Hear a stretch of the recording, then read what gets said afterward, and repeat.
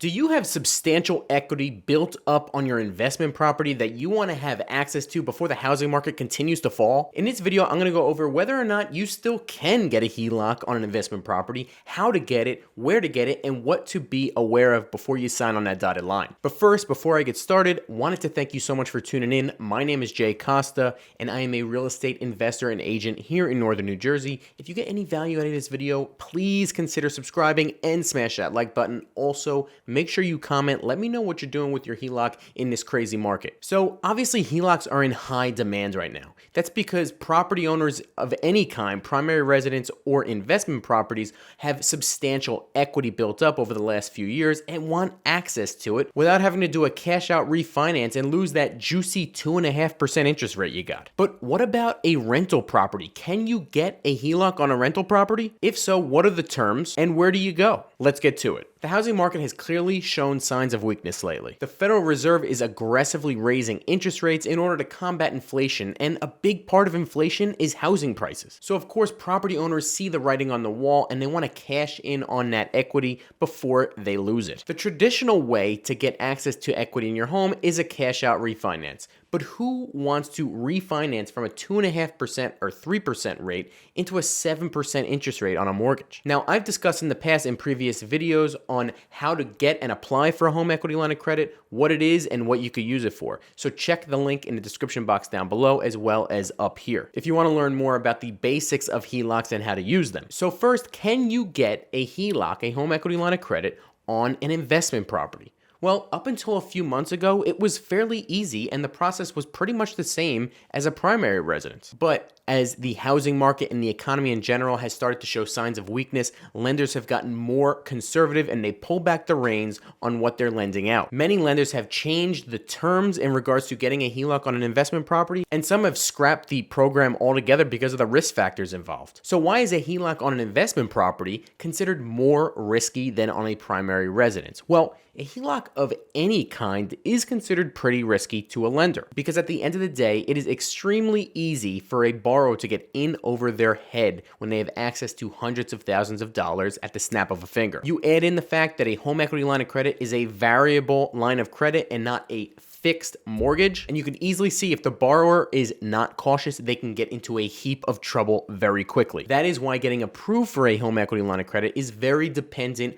on the borrower's credit score. They want to make sure you can pay it back. Now, HELOCs on an investment property are considered to be even riskier because the lender figures that if the borrower is not occupying that property, they have less of an incentive to make the payments. And there's a higher chance of default because if the borrower stops making payments on the line of credit on the investment property, they still have a roof over their head. You can't say the same about a HELOC on a primary residence. You stop making the payments on your HELOC on a primary residence and they'll take the house and you and your family have no place to go. That is why not all lenders offer HELOCs on investment properties, and if they do, there's often more fees, higher requirements, and higher interest rates involved. So let's go over some lenders, some well-known lenders that can offer you a home equity line of credit on your rental property. First, we're going to get started with PenFed. This is by far the most popular credit union and lender to use for a home equity line of credit on YouTube and on the internet. It gets great reviews and I highly recommend it, although I don't have personal experience. As of a few months ago,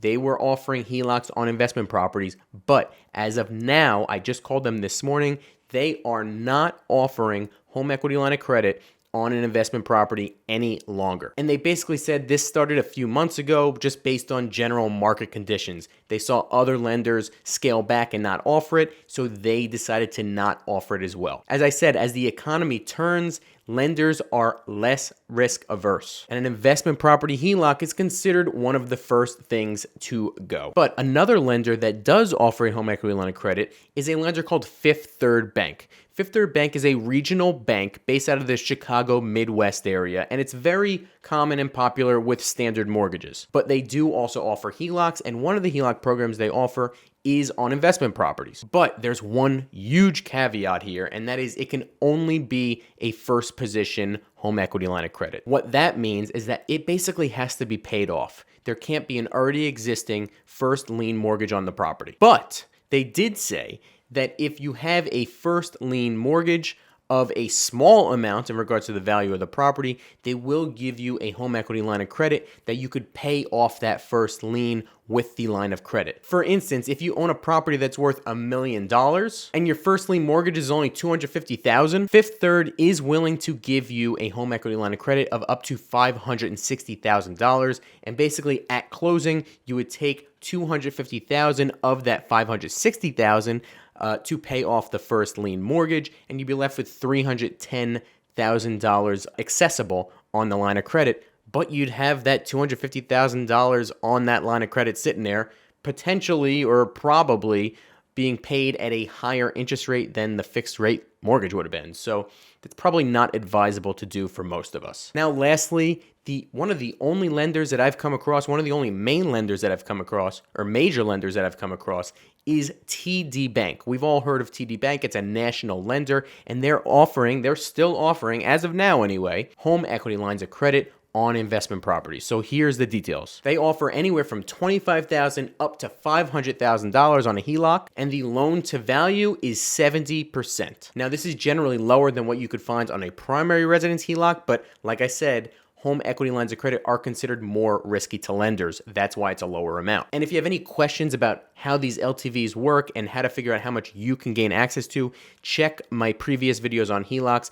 Once again, description box down below has all the links for that. In regards to interest rate, TD Bank is offering prime rate plus about 1.99%. Now, it could vary depending on your credit, but that's generally what they're offering. So as of today, the prime rate is 6.25%. So that means if you had a HELOC through TD Bank on an investment property, the interest rate or APR you'd be paying is 8.24%. And that probably will go up going forward. So keep that in mind. Now, there are some minimal fees required, but it's really not much to be concerned about. There is a one-time $99 origination fee, as well as a $50 annual fee that you have to pay as long as you have the HELOC. So as you can see, there are some pros and some cons to getting home equity line of credit on your rental property. The pros are that it's less risk to your primary residence. As I said, if you somehow stop making the payments on the HELOC on your investment property, you're still going to have a roof over your head. Second is that it offers a flexible access to the equity in the property. That way you could use it for cash reserves as well as for emergency situations for big repairs or capital expenditures. But the cons are that it's generally a higher interest rate